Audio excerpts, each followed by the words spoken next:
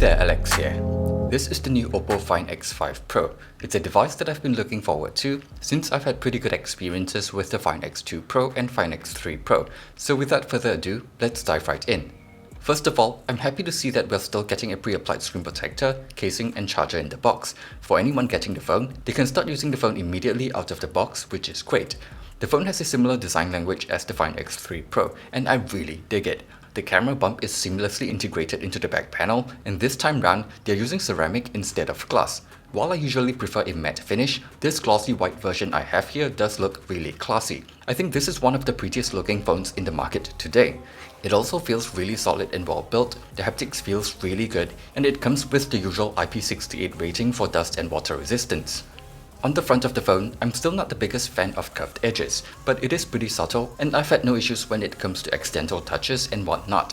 The screen itself looks great as expected, with great looking colors and good outdoor visibility. It has an OPPO 2.0 panel as well, which is able to go as high as 120Hz and drop to a really low refresh rate when displaying a static image, so it should be a bit more power efficient. The position of the fingerprint sensor is also higher and easier to reach compared to its predecessor. Overall, it's just a really nice display. Combined with a pair of decent sounding stereo speakers, it's a really enjoyable device to use for media consumption and whatnot. In terms of performance, the Find X5 Pro is packing top-of-the-line hardware, Snapdragon 8 Gen 1 and tons of RAM and storage, so performance is pretty great when it comes to regular day-to-day use. Everything is fast and responsive. That said, like the Snapdragon 888, it's a pretty toasty chipset. It's not really an issue for less demanding games, but when playing something like Genshin Impact, even at medium graphics settings, it can still get quite warm and will start limiting performance. So if gaming performance is super important to you, you're probably still better off getting a gaming phone or getting a third-party cooling fan. Battery life will likely depend on your usage. I find that for regular stuff like social media and whatnot, battery life is actually decent, probably thanks to the larger 5000 mAh battery. But I noticed that with heavier camera usage or gaming, battery life isn't that great, and probably wouldn't even last a full day.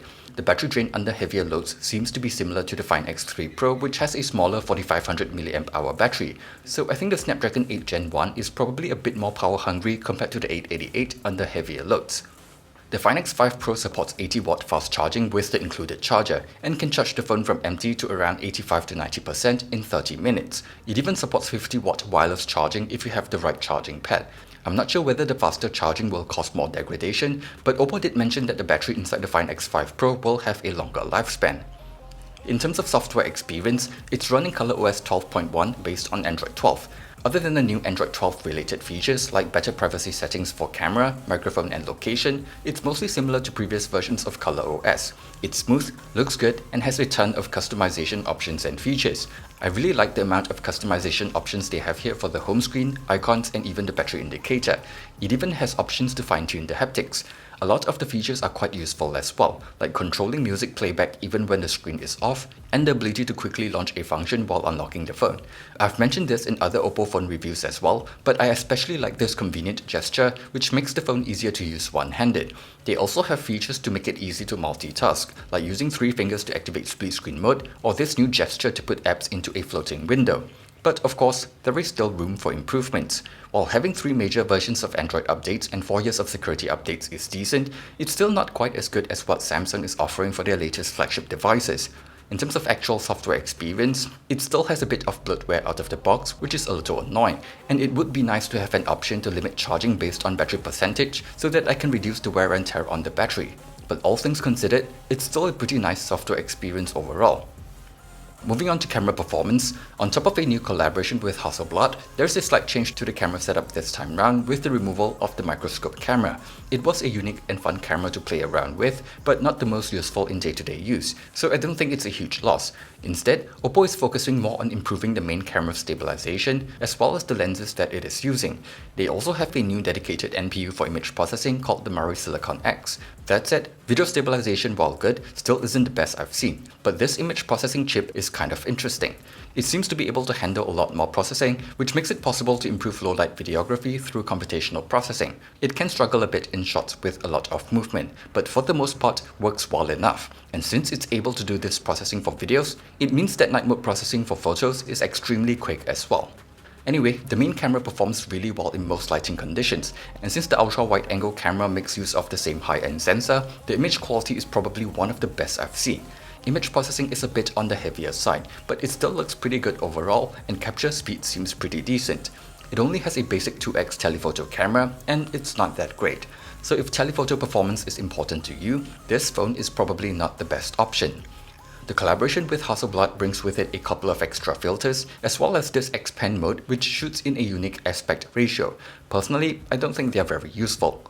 The front camera is using the same Sony sensor as the Reno 7 Pro I recently reviewed, and it's a pretty decent camera as well. However, it is lacking 4K video recording for some reason. Anyway, camera performance can be a little subjective, so if it's really important to you, feel free to check out the link in the video description below. I've uploaded everything I took with the phone at original resolution. Overall, I think OPPO has done a pretty good job with the Find X5 Pro. It improves upon its predecessor in most aspects. However, because it doesn't really do anything drastically new or different, like having a telephoto camera with better range for example, I personally feel like the $100 price increase over its predecessor is a little too much. That said, looking at recommended retail prices, while it is more expensive than the Galaxy S22 Plus, it does have slightly better specs overall on paper, and OPPO does provide 2 years of warranty for the phone, which is something you have to pay extra for with Samsung. It even has international warranty in a bunch of regions. However, if you're looking for better telephoto camera performance or planning to play Genshin Impact at the highest graphics settings on your phone, there are better options out there. But if you love taking ultra-wide-angle shots and you want a phone that looks sleek and unique, the OPPO Find X5 Pro is a pretty good option.